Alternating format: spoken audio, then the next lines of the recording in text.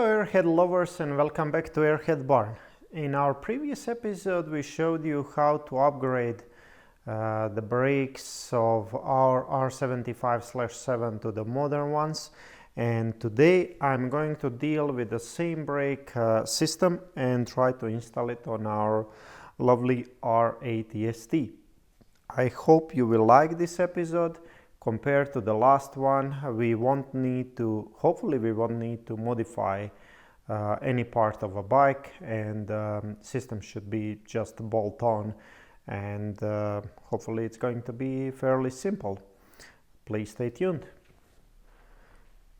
Okay, so while we still have brakes, it's actually the best idea to crank loose these nuts that hold the rotor in place. It's much easier now than actually when you have it apart.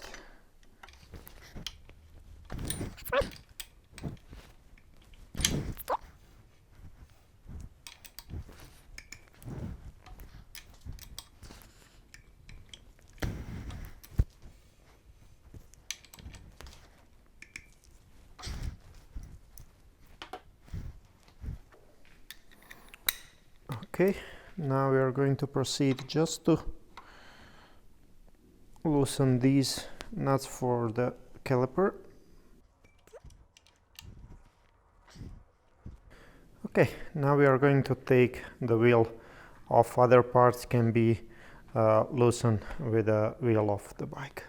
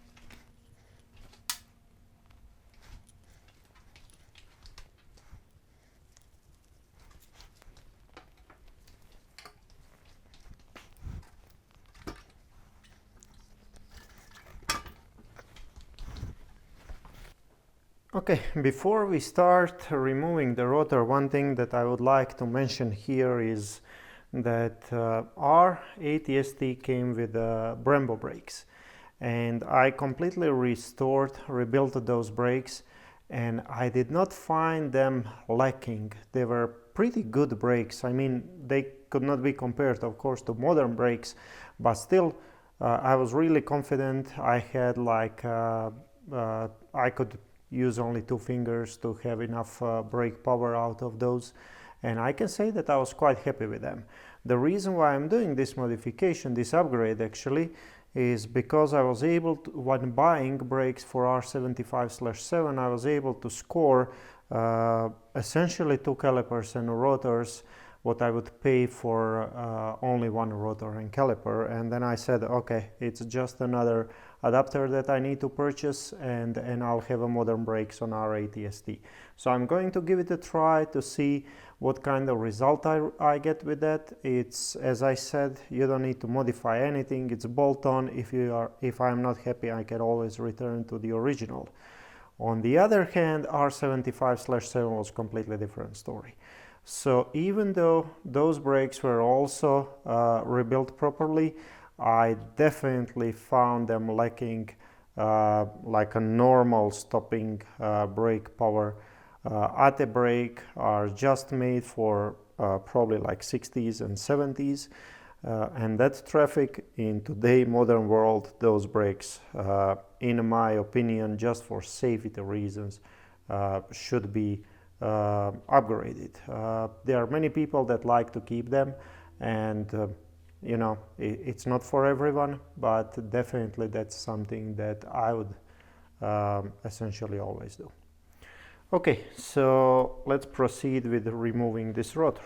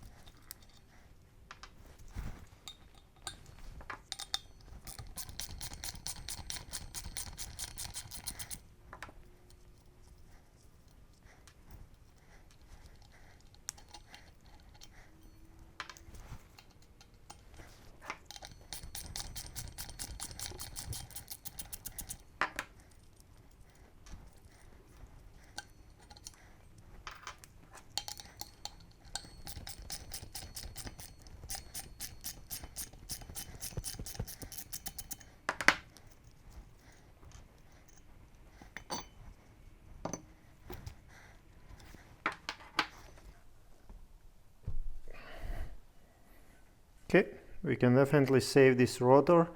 I put it new, maybe it was last year. I don't have so many miles on it. It can definitely be reused. Okay.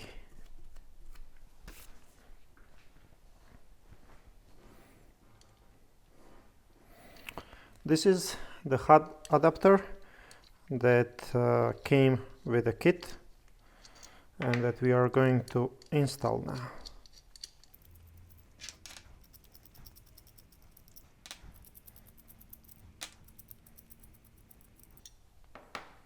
And it consists for ST of 2 pieces adapter, and there is this spacer that Matt explained for R90X design, that my ST has one extra rib, or I don't know, probably one less rib, and then it needs to have this spacer.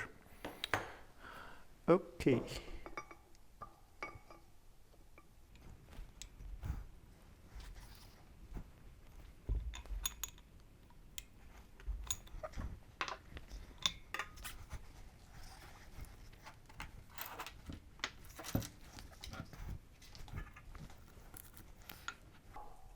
Okay, so the adapter should sit exactly.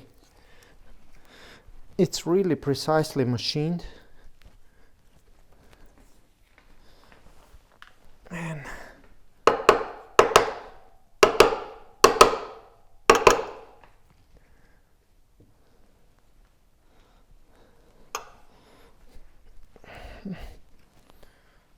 okay, and probably, yeah, when we screw it in, it will be seated all the way. Okay.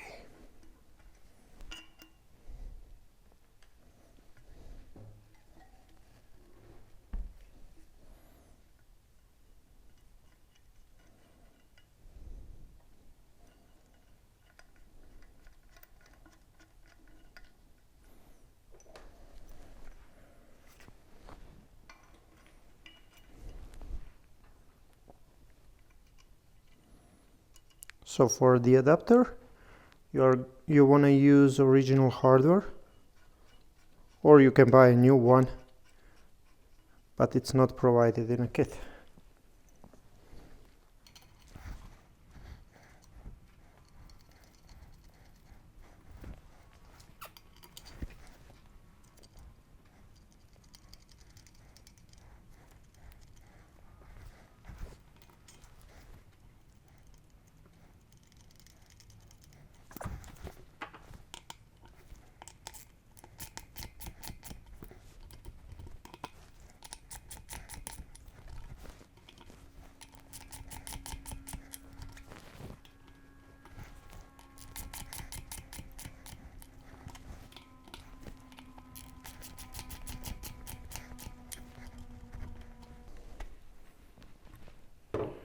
Okay, adapter is now fully seated, and now we are going to torque it to factory spec, which is 23 Newton meters.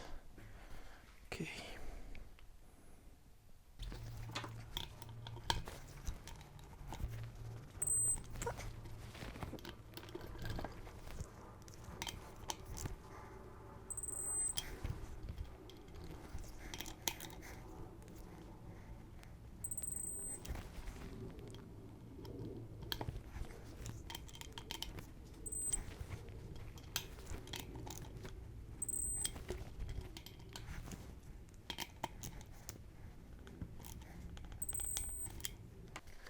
Now we can continue with mounting our spacer.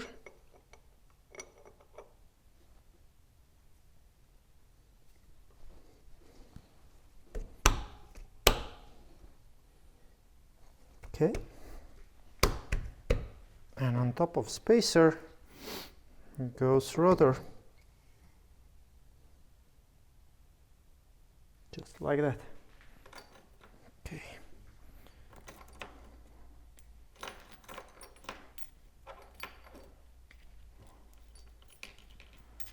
Okay, and now in a kit stainless steel screws are provided, and we should use thread locker with those.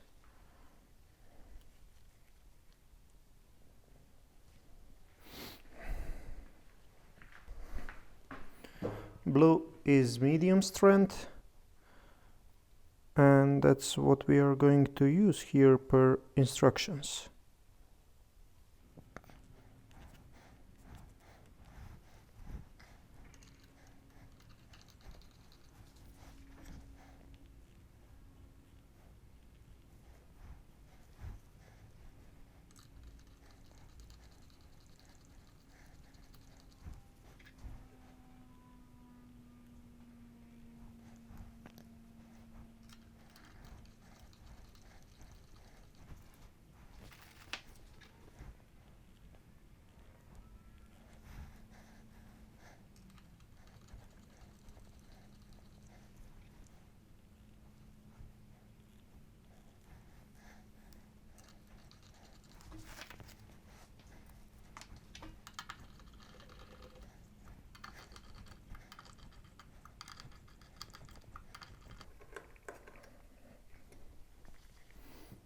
And torque everything down to 20 Newton meters.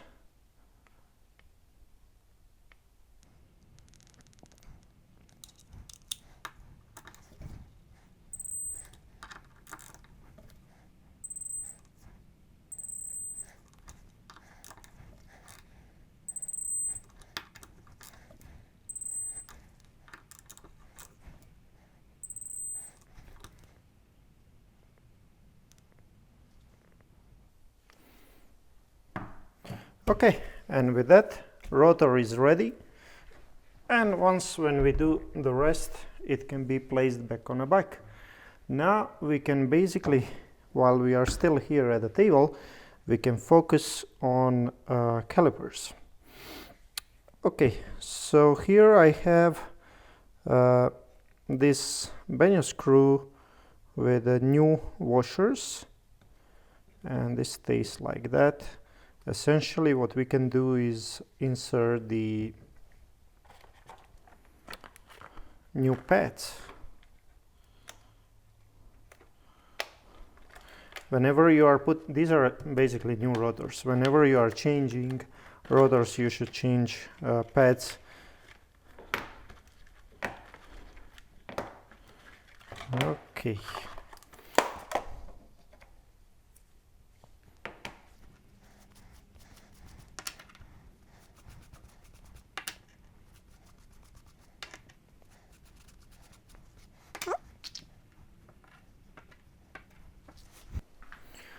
We will put a tiny bit of anti-squeal grease here, brake grease.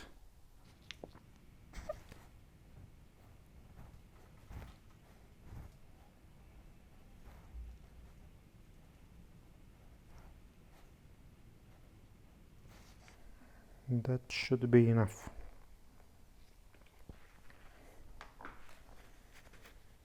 Okay, and now we can insert everything into calipers.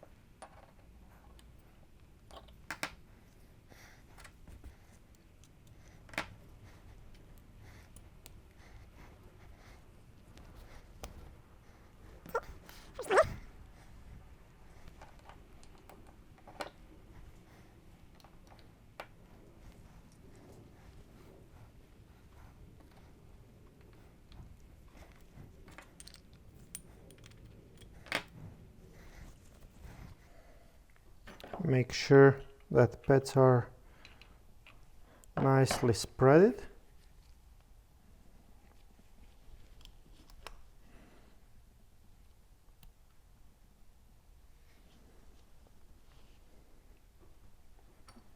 And we can insert the second pin.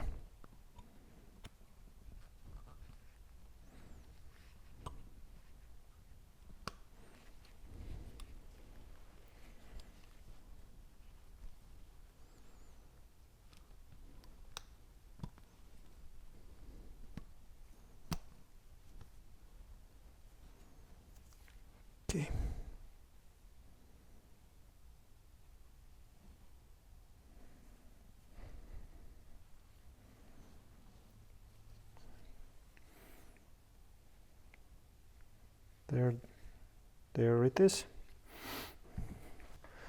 Okay, so now we can proceed with removing brake fluid. I have the dish already open, and I'm using vacuum bleeder for this, but basically any method should work. Either, you know, power bleeders that you hook on top of the dish, or just squeezing it manually, or if you have something like this, you can use vacuum bleeder with a compressed air.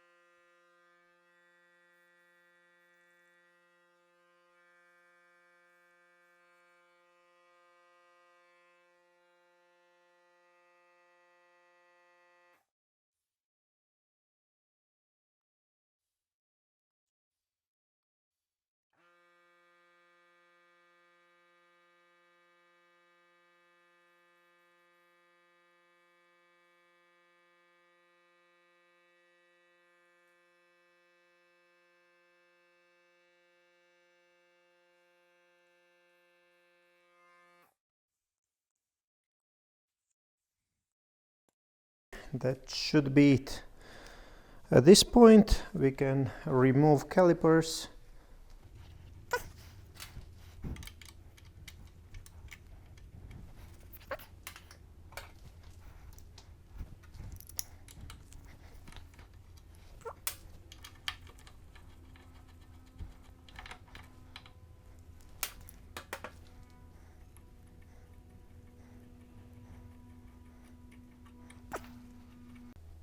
For now, I'm leaving this short section of pipe and original hose just to see how long aftermarket hose I need to put when I install new calipers. Okay.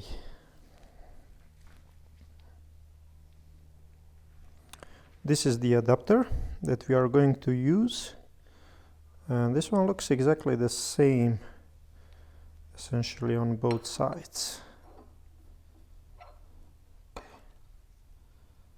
Okay, so I'm just going to dry fit it first.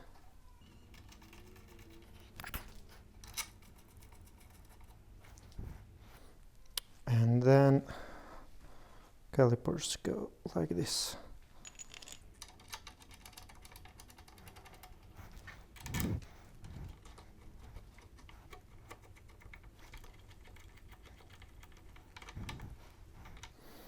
Okay, so this is how actually this would be fitted, and what essentially means if I add hose length and a pipe length, that's exactly how much new hose length should be sufficient actually to reach out from master cylinder on a handlebar all the way to my calipers.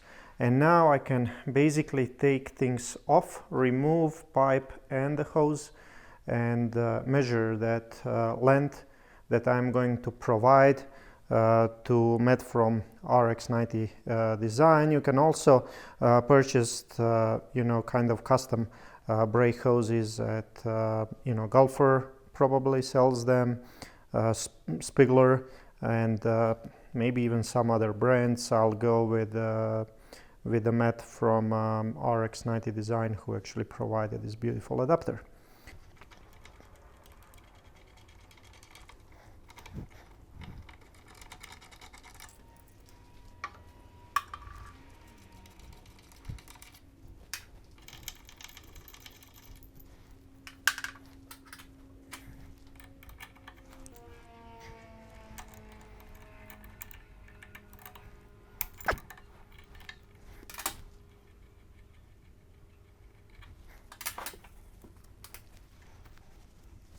In order to avoid leaks, we are going to plug this hose as we are navigating it out.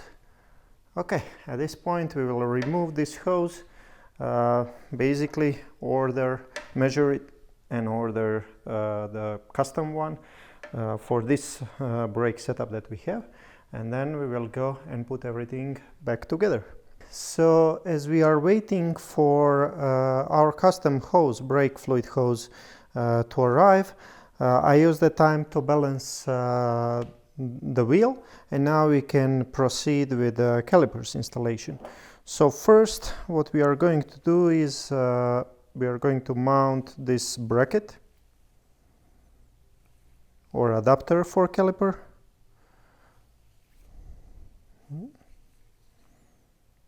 Okay, and for that screws are provided in a kit, and they came with the regular washers, even though the original are wave washers, and that's what I like to use here. So instead of having regular washers, I switch them to wave washers. And then we are going to just put a bit of anti-seize on these bolts. It's basically stainless steel and aluminum, and it's always a good idea to put anti-seize here.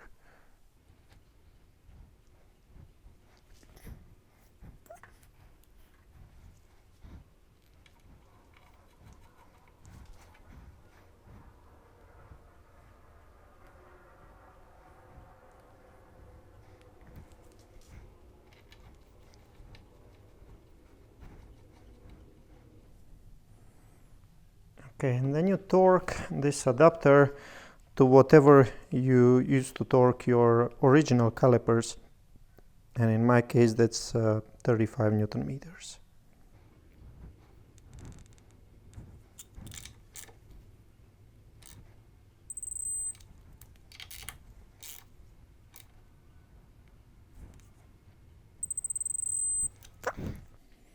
Now we can proceed with calipers, and again on these bolts that were provided I'm going to put a bit of anti-seize.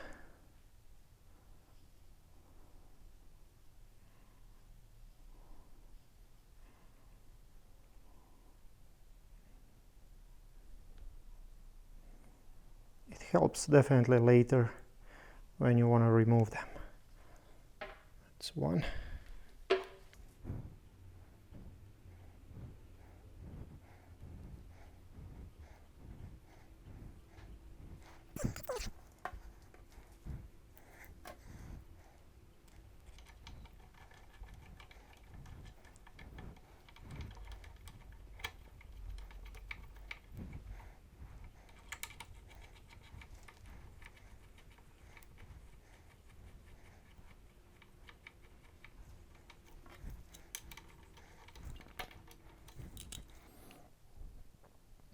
And then you want to torque these to the value that Matt from our 90X design is going to provide, and in this case that's 25 Newton meters.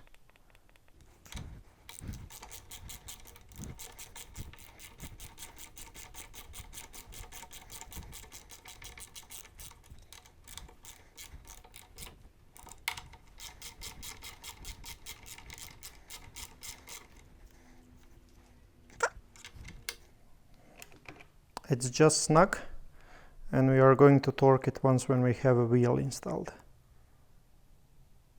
Okay, so compared to ATE brakes, these conversion for Brembo brakes does not have any kind of adjustment. Actually, it's this adapter should be really finely machined, that together with a hub adapter it sits exactly in the middle.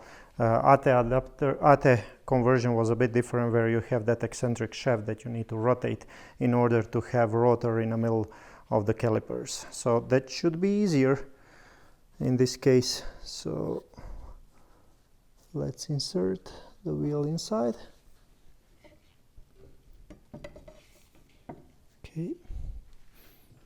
And we already have slightly greased shaft.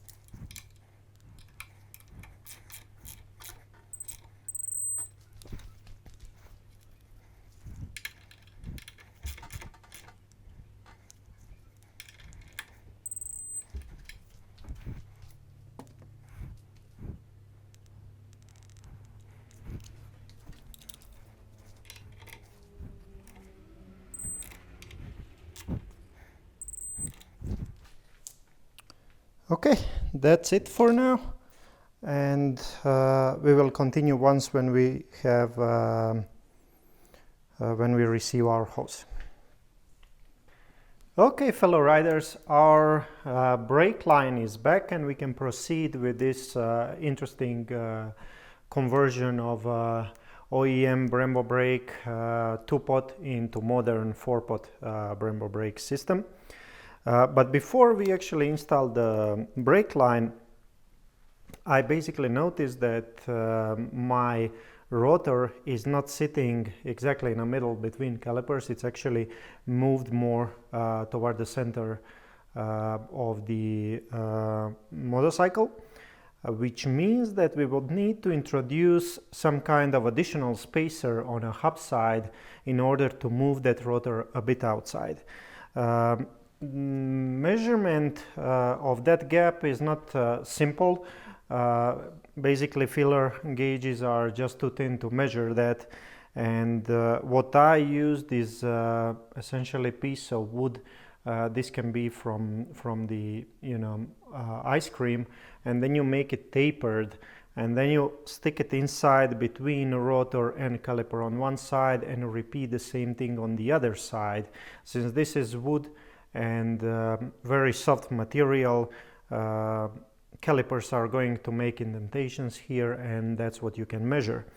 So when I performed that measurement, I got on a hub side that I have, so on a center side, basically I have 1.1 millimeter separation, and then on a fork side, I have, on the outer side, I have 3.5 millimeters, which tells me that this is definitely not in the middle. So difference is 2.4. If I divide it by 2, means 1.2 millimeter I need to go out. Now it's not easy to find something that fits here, and it's exactly 1.2 millimeters. So what I was thinking is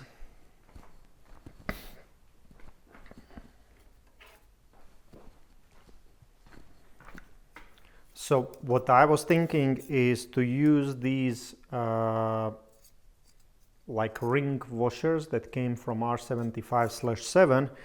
If I add 2 of these together, that is 1.4, I would say, 1.5 millimeters. I had one when I installed this conversion on R75/7, and then I got in touch with Matt from RX90 Design, and he provided another one if I want to take that direction. He also provided me a really nice aluminum spacer ring, and this one, when I measure it, it's around 1.5, same as actually as a thickness of these 2 spacers.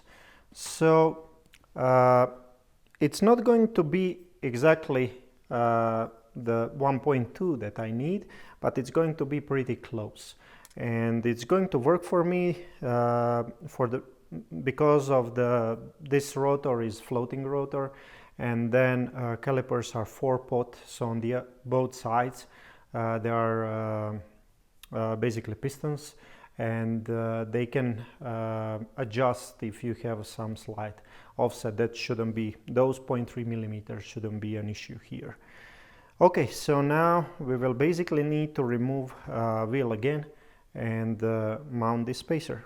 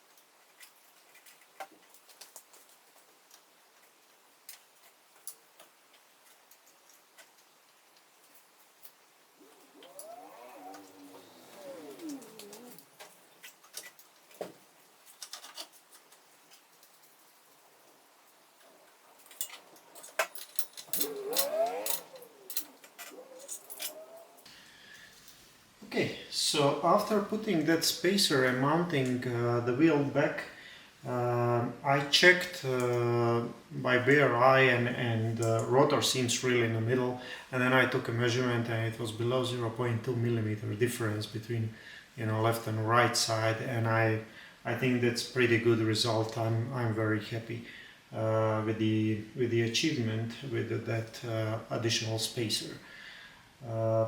0.2 millimeter is something that definitely floating rotor and 4-pot caliper can compensate, and now it's actually time to install this brake line and fill it with brake fluid. This brake line I got from Matt from R90X Design. It is really nice looking stainless steel brake line, and interesting, really nice thing about it is that screw actually that goes to the master cylinder on a handlebar can freely rotate, so that means as you are screwing it, you don't need to rotate the whole hose but just that screw. That's very important for this type of application where you don't have that additional section of a pipe that you used to have before. Okay, so let's proceed with the brake line installation.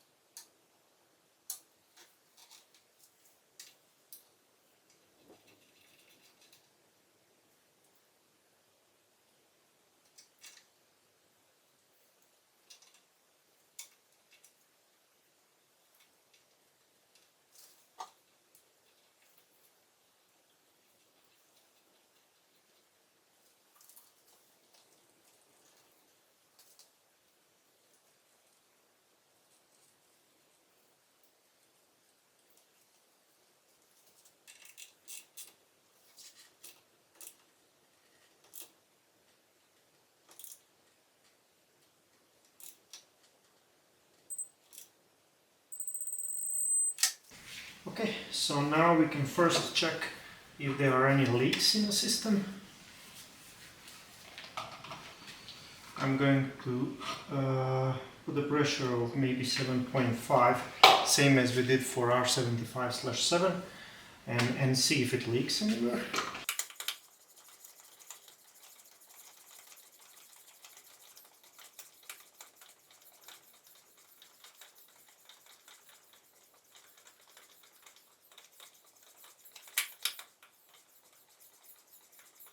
Okay, that's around 7.5. I don't hear any leaks, so that means that everything is in a great shape, and we can actually proceed and fill this power bleeder with brake fluid and actually bleed the brakes.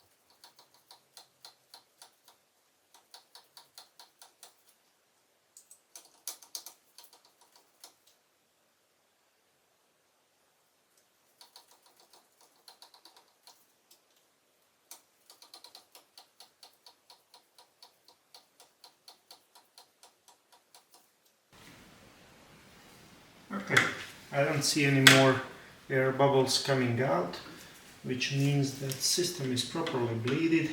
Brake is really nice and firm, and I'm looking forward to go and test this one. Now we are going to disconnect everything and top it off with the brake fluid and go for a ride. I'll report my results. Okay, so if you are wondering about this adapter that I made to work with a power bleeder and a handlebar mounted master cylinder, it's a very simple thing. Basically it's a piece of aluminum bar, at least 6 millimeter thick. It's, I believe, like 2 inches by 3 inches or something like that. That is sufficient to cover the reservoir, and then I glued the rubber, like a rubber gasket, and through the center there is a threaded hole where I screw this 1/4 inch plumber adapter, and then with a piece of hose and another fitting, I'm connecting to the power bleeder. I use stock screws, so there are 3 additional holes in this thing, and so it can safely attach to the reservoir, and it works really nice actually. Okay fellas, another winter day here in Colorado. Luckily no snow this time, and it's time to test out these new brakes that I have of my lovely R80 ST. So if you watched our episode for the upgrades, first we upgraded the brakes on R75/7, and then since we purchased dual calipers and rotors, I said why not, and let's test out this. Let's try to do the same on R80 ST.